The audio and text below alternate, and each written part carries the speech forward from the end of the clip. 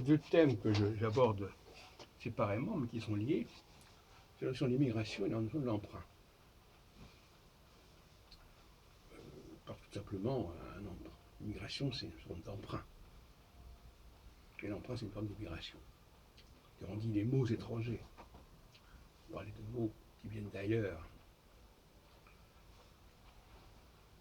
Dans les deux cas, il s'agit de combler un manque,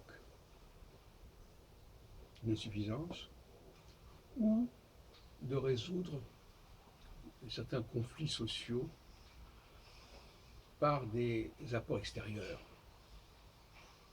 On connaît par exemple aussi, c'est un autre sujet, mais dans des guerres civiles,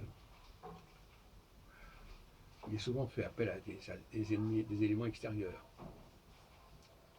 Par exemple en France, pendant les guerres de religion, telle partie de telle religion faisait plutôt appel à telle puissance étrangère qu'à telle autre, et inversement.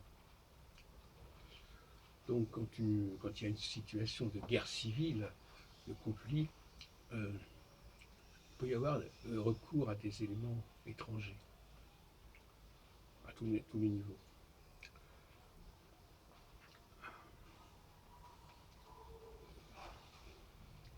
Alors, il y a aussi quand une société n'arrive pas à gérer son organisation sociale de l'intérieur, elle va faire appel à des apports extérieurs. Par exemple, si elle se refuse à certaines activités, à certaines tâches, qui sont jugées par l'ensemble de la société comme dégradantes, dérogeantes, eh bien on fera appel à des immigrés, des migrants. Alors sur le plan de l'emprunt linguistique, qu'est-ce qui a poussé, par exemple, les Anglais à emprunter aussi massivement à la langue française, et la langue française aussi qui a beaucoup emprunté, mais d'une autre manière, à l'italien, par exemple. Est-ce que c'est une fascination pour la puissance étrangère, ou est-ce que c'est l'aveu d'une sorte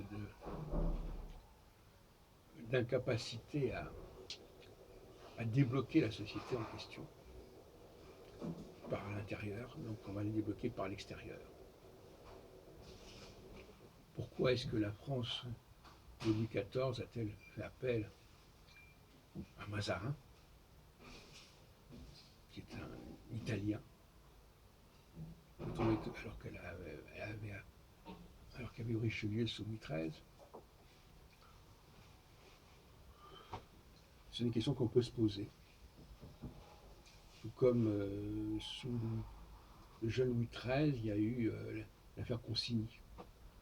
Pourquoi faire appel à un Italien, encore une fois? Ou sous Louis XVI, il y a eu l'affaire Necker, qui est un étranger tout de même, quelque part. On peut penser aussi à des rois, comme l'affaire Bernadotte. Pourquoi est-ce que les Suédois ont-ils fait appel à ce général de Napoléon pour fonder une nouvelle dynastie? Voilà.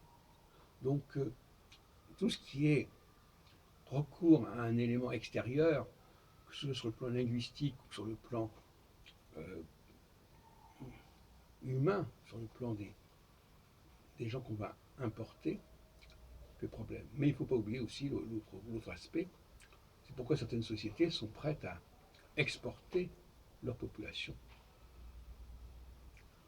Parce qu'elles ne parviennent plus à les gérer de l'intérieur. Parce qu'il n'y a plus de quoi gérer ces populations. Donc il faut qu'elles s'expatrient.